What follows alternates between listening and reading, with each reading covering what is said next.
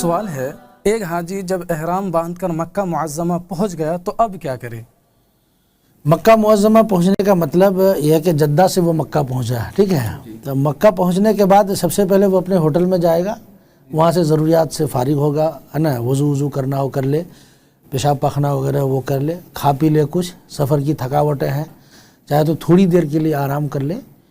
ورنہ ایک حاجی پر جو سب سے پہلا کام ہے مکہ پہنچنے کے بعد وہ بیت اللہ شریف میں حاضر ہونا، خانہ کعبہ میں حاضر ہونا۔ تو حاجی جب مکہ معظمہ پہنچ جائے تو وہ سیدھے ضروریات سے فارغ ہو کر حرم شریف پہنچے، مسجد حرام، اور اس کو جانا ہے باب السلام سے۔ بہتر ہے کسی بھی دروازے سے جا سکتا ہے، لیکن باب السلام سے جانا یہ زیادہ بہتر ہے، چونکہ نبی کریم صلی اللہ تعالیٰ علیہ وسلم اسی باب السلام سے داخل ہوئے تھے۔ اور پھر وہ جو دعا ہے نا مسجد میں داخل ہونے کی، اللہم افتح لی ابواب رحمتک، ہے نا، یہ دعا ضرور پڑھ لے۔ اور پھر اس کے بعد داخل ہوتے ہی وہ اعتکاف کی نیت کر لے، نویت سنت الاعتکاف، اس کی نیت ضرور کر لے، چونکہ ایک حاجی جب وہاں پہنچتا ہے تو پھر مسجد حرام ہی میں بہت ساری چیزیں ہیں، جیسے وہ آب زمزم ہے وہ پینا رہتا ہے، تو حرم شریف کے مسجد حرام ہی میں ڈبے وغیرہ لگے رہتے ہیں، اور مسجد میں کھانا پینا بغیر اعتکاف کی نیت کے یہ تو صحیح نہیں ہوگا، اس لیے سنت اعتکاف کی وہ نیت ضرور کر لے۔ جی، جب مسجد حرام میں وہ پہنچ بھی گئے اور تو وہ اس وقت جا کے طواف کرے گا یا نہیں کرے گا؟ دیکھیں مسجد حرام میں جب آپ پہنچے نا، باب السلام سے اندر گھسے، تو سب سے پہلی نظر خانہ کعبہ پر پڑتی ہے ایک انسان کی۔ جب پہلی نظر آپ کی خانہ کعبہ پر پڑی ہے تو اس وقت آپ کو بغیر پلک جھپکے خانہ کعبہ ہی کو دیکھنا ہے اور اس وقت دعا کرنی ہے۔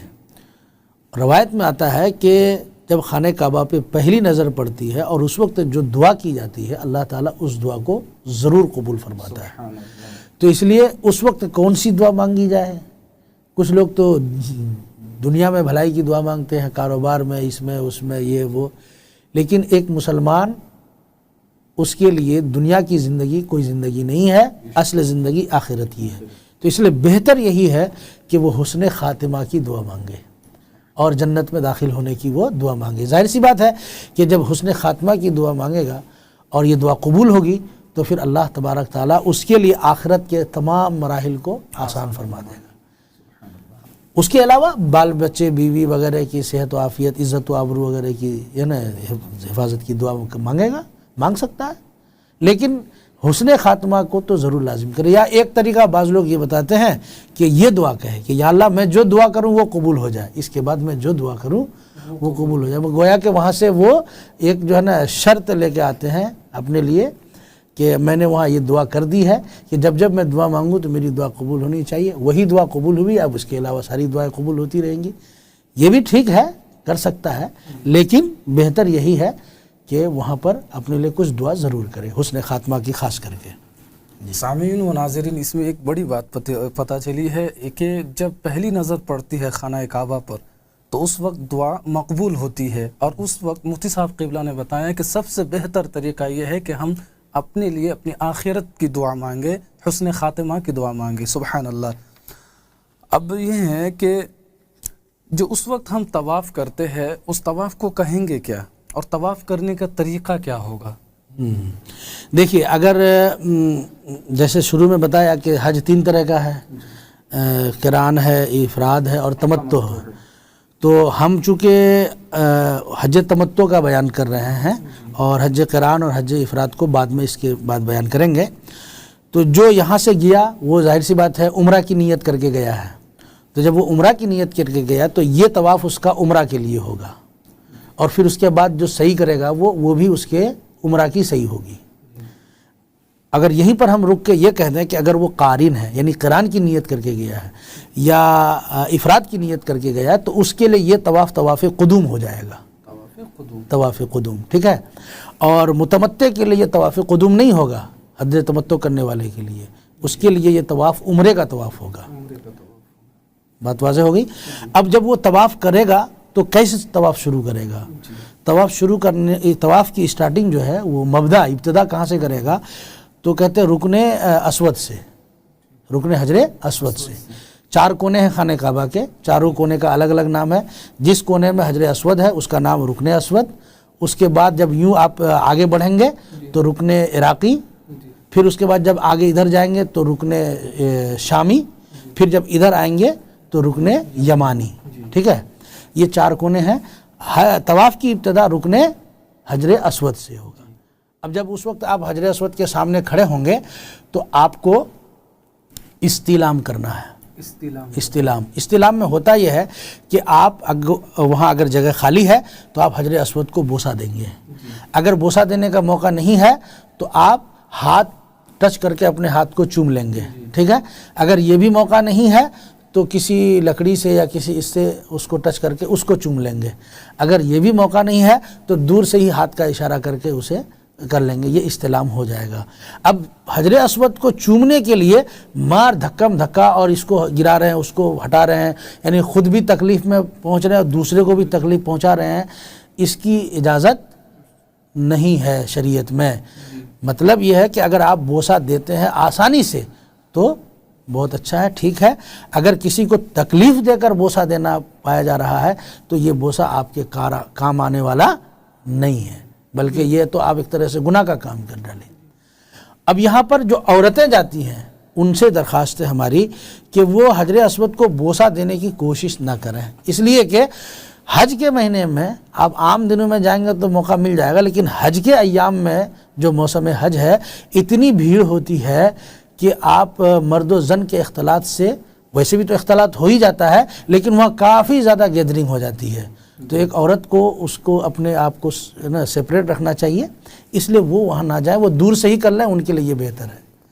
ٹھیک ہے، تو حجر اسود کی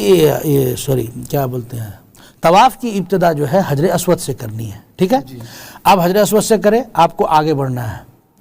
استلام ہو گیا، آپ آگے بڑھیے، آپ آ گئے یہاں پر رکن عراقی. رکن عراقی کے بعد وہ جگہ آتی ہے حتیم. تو آپ کو حتیم کے پیچھے سے طواف کرنا ہے، حتیم میں گھس کے نہیں، حتیم کے پیچھے سے طواف کرنا ہے. پھر یوں ایسے کر کے چکر لگانا ہے. جب آپ حجر اسود کے رکنے کے پاس آئے، اس کونے کے پاس، تو آپ کا ایک راؤنڈ مکمل ہوا. ایک راؤنڈ مکمل ہوا. ٹھیک ہے، اس کے بعد پھر اسی طریقے سے دوسرا، پھر اسی طرح تیسرا، پھر اسی طرح چوتھا، پانچواں، چھٹا، ساتواں، یہ طواف ہو گیا. یہ 7 چکر ہو گئے. اب اس میں کچھ چیزیں ہیں جو کرنی پڑتی ہیں. اس میں آپ کو رمل کرنا پڑتا ہے، اجتبا کرنا پڑتا ہے. تو اجتبا کیا ہے؟ اجتبا یہ ہے کہ جو چادر آپ کو پہننا ہے نا، تو یہ آپ کو منڈا خالی رکھنا پڑے گا. یہ رہے، کھلا رہے. چادر کو اس کے نیچے سے لیں گے اور یہاں لا کے چھوڑ دیں گے. ایک پلو ادھر سے، ایک پلو پیچھے کی طرف سے یہاں رہے گا. یہ منڈا کھلا رہے گا. یہ اجتبا ہے. ٹھیک ہے، یہ پورے طواف میں اجتبا رہے گا. ٹھیک ہے، اور پہلے 3 راؤنڈ میں آپ کو کیا کرنا؟ رمل کرنا. رمل کرنے کا مطلب ہوتا ہے کہ آپ کو سینہ بالکل تان کے چلنا ہے. ہاں، کہ لگے کہ ہاں ہم چلے، جیسے بہادر ہے نا، طاقتور لوگ چلتے ہیں نا، اس طرح سے آپ کو چلنا ہے. یہ اصل میں نبی کریم صلی اللہ تعالیٰ علیہ وسلم کی سنت ہے. صحابہ کرام کو آپ نے حکم دیا تھا. جب مکہ کے کفار نے دیکھا ان لوگوں کو، کہا کہ یہ سب کمزور ناتواں ہیں، کیا کر پائیں گے ہمارا، تو حضور صلی اللہ علیہ وسلم نے صحابہ کو حکم دیا کہ رمل کرو، تاکہ انہیں احساس ہو جائے کہ ہم کمزور نہیں ہیں. تو اسی وجہ سے وہ چیز آج بھی کیا ہے؟ باقی ہے. اسی کی یاد تازہ ہوتی ہے رمل میں. اب رمل کرنے میں اگر کسی کو ٹھوکر دے رہے ہیں، آپ رمل کر رہے ہیں، تھوڑا سا تیز چلنا پڑتا ہے رمل میں. اگر ٹھوکر لگتی ہے، کسی کو تکلیف پہنچتی ہے، تو آپ کو یہ تکلیف نہیں دینا ہے. بھیڑ بھاڑ میں نہیں کرنا. جگہ خالی ملی تو پھر رمل شروع کر دیا، پھر بھیڑ آ گئی تو رک گئے. اب رمل کے لیے رکنا نہیں ہے، آپ کو چلنا ہی ہے. خالی جگہ ملے تو رمل کرنا ہے. اب رمل کے لیے کھڑے رہ گئے، یہ نہیں ہے، یہ صحیح نہیں ہے. یہ ہو گیا. اس طریقے سے آپ کا 7 چکر جو طواف ہے وہ پورا ہو جائے گا. جی مفتی صاحب قبلہ، اس میں ایک مسئلہ اور پوچھنا تھا کہ طواف کے دوران بعض لوگ کے یہ ہوتے ہیں کہ نماز پڑھتے ہوتے ہیں، تو طواف کے دوران چکر لگانے کے وقت ان نمازیوں سے گزرنا پایا جاتا ہے، تو کیا یہ گزرنا کوئی باعث ہے؟ درست ہے. طواف کرنے والا نمازی کے آگے سے وہ گزر سکتا ہے، چونکہ طواف بھی نماز ہی ہے. طواف بھی نماز ہی کے حکم میں ہے. ماشاءاللہ. مفتی صاحب قبلہ جب وہ طواف کر لے تو طواف کے بعد فوراً کون سا عمل کرنا ضروری ہوتا ہے؟ یہ طواف سے فارغ ہونے کے بعد جو ہے مقام ابراہیم کے پاس 2 رکعت نماز پڑھنی ہے، 2 رکعت صلاۃ الطواف ہے نا، یہ پڑھنا واجب ہے۔ اب آپ کو اگر مقام ابراہیم کے پاس جگہ مل رہی تو وہاں پڑھ لیجئے، وہاں نہیں مل رہی ہے تو کہیں پر بھی اس کے قریب اگر مل رہی تو وہاں پڑھ لیجئے، وہاں بھی نہیں مل رہی تو دوسری طرف خانہ کعبہ سے جو قریب ہو جگہ وہاں پڑھ لیجئے، ورنہ پورے مسجد حرام میں کہیں بھی آپ کو جگہ مل رہی ہے تو وہاں پڑھ لیجئے، ٹھیک ہے۔ یہ 2 رکعت نماز واجب مقام ابراہیم پر۔ مقام ابراہیم میں پڑھنا یعنی ادا کرنا یہ سنت ہے، واجب کو فوراً جگہ مل جائے جی، اور اس کے وجوب ساقط نہیں ہوگا، اگر جگہ نہ ملے تو مسجد حرام میں جا کے پڑھ لیں، کہیں پر بھی وہ 2 رکعت پڑھنی ہے اس کو، ضروری ہے جی۔ اب یہ جب نماز سے پڑھ لے گا نا تو اس نماز سے فارغ ہونے کے بعد وہ ملتزم میں جائے گا، ملتزم، ٹھیک ہے۔ ایک حاجی کہاں جائے گا؟ ملتزم۔ ملتزم کون سی جگہ ہے؟ جو رکن اسود کا کونا ہے نا، حجر اسود کا جو کونا ہے وہ، اور جو باب کعبہ ہے، کعبہ کا جو دروازہ ہے وہ، اس دونوں کے بیچ میں جو جگہ ہے وہی ہے ملتزم، ٹھیک ہے۔ وہاں جا کر کے کیا کرنا ہے؟ اپنے آپ کو دیوار کعبہ سے چپکا لینا ہے، بالکل ہاتھ پیر چھوڑ کے ایک دم بالکل چپک جانا ہے دیوار کعبہ سے، کبھی پیشانی لگائے، کبھی یہ گال لگائے، کبھی یہ گال لگائے، ہاتھ کو اوپر سے لے کے آئے ہے نا، دیوار کعبہ کو یہ کرے، مس کرے، پھر اس کو چومے اور وہاں پر خوب روئے۔ کہا جاتا ہے کہ وہ رونے کی جگہ ہے، وہ رونے کی جگہ ہے، جتنا آدمی روئے گا اللہ تبارک تعالیٰ اس کے گناہوں کو اتنا بخش دے گا، معاف کر دے گا۔ یہ ملتزم ہوا۔ ایک بات اور یہاں پر واضح کر دوں کہ یہ جو رکن یمانی اور رکن اسود ہے نا، رکن اسود کے پہلے جو رکن آتا ہے وہ رکن یمانی ہے، رکن یمانی اور رکن اسود کے بیچ کی جو جگہ ہے نا اسے مستجاب کہتے ہیں، مستجاب مطلب یہ ہے کہ اس بیچ میں بندہ جو دعا کرے، ٹھیک ہے، وہ دعا اللہ تبارک تعالیٰ قبول فرماتا ہے، وہ دعا کرنے کی جگہ ہے، ٹھیک۔ جس طرح رکن اسود کو ہم نے بوسہ دیا، اسود کو بوسہ دیا، ایسے رکن یمانی کو بھی بوسہ دینے کا حکم ہے، بوسہ دینا چاہیے رکن یمانی کو، اور نہیں تو کم سے کم ہاتھ سے۔ لیکن آج کل کیا ہوتا ہے کہ لوگ عطر وغیرہ بہت زیادہ مل دیتے ہیں، اب خوشبو سے حالت احرام میں تو بچنا ہے، اس لیے وہاں پر اگر ایسی کوئی بات ہے تو جو احرام کی حالت میں ہے وہ اس رکن سے تھوڑا سا دور ہی رہے، ورنہ پھر ممنوعات احرام کا ارتکاب لازم آئے گا۔ اس طرح سے آپ کا طواف مکمل ہوتا ہے۔ تو وہ جب تک حدود حرام میں رہے گا اس کا احرام کے ساتھ رہنا ضروری ہے؟ نہیں، ابھی وہی بات کر رہا ہوں میں، یہ جب بات چل رہی تمتع کی، کس کی؟ تمتع کی بات چل رہی۔ آپ کا طواف پورا ہو گیا، طواف پورا ہونے کے بعد آپ کو کہاں آنا ہے؟ صفا و مروہ میں آنا ہے، ٹھیک ہے۔ صفا و مروہ میں آنا، تو طواف کے بعد آپ صفا و مروہ میں آئے، تھوڑا آرام بھی کر سکتے ہیں، کوئی دقت نہیں ہے۔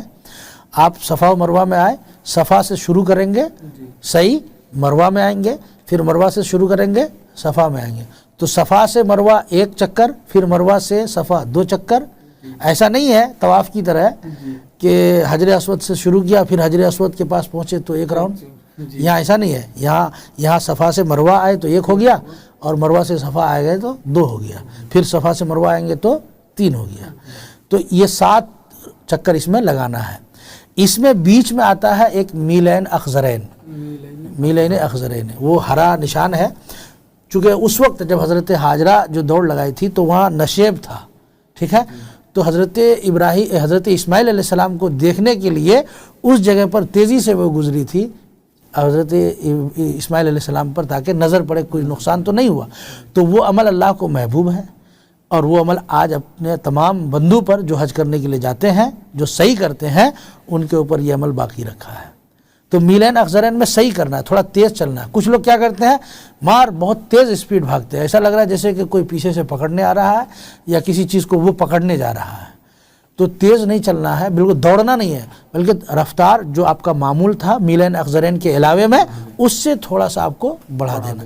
میلین اخضرین آپ کیسے پہچانیں گے؟ تو آج کل بہت آسان ہے، اس کی چھت پر جو ہے نا ہری لائٹ لگی ہوئی ہے، یہاں سے یہاں تک، اس درمیان میں آپ کیا کریں گے؟ تھوڑا سا تیز رفتار کریں گے، جانے میں بھی اور واپس آنے میں بھی۔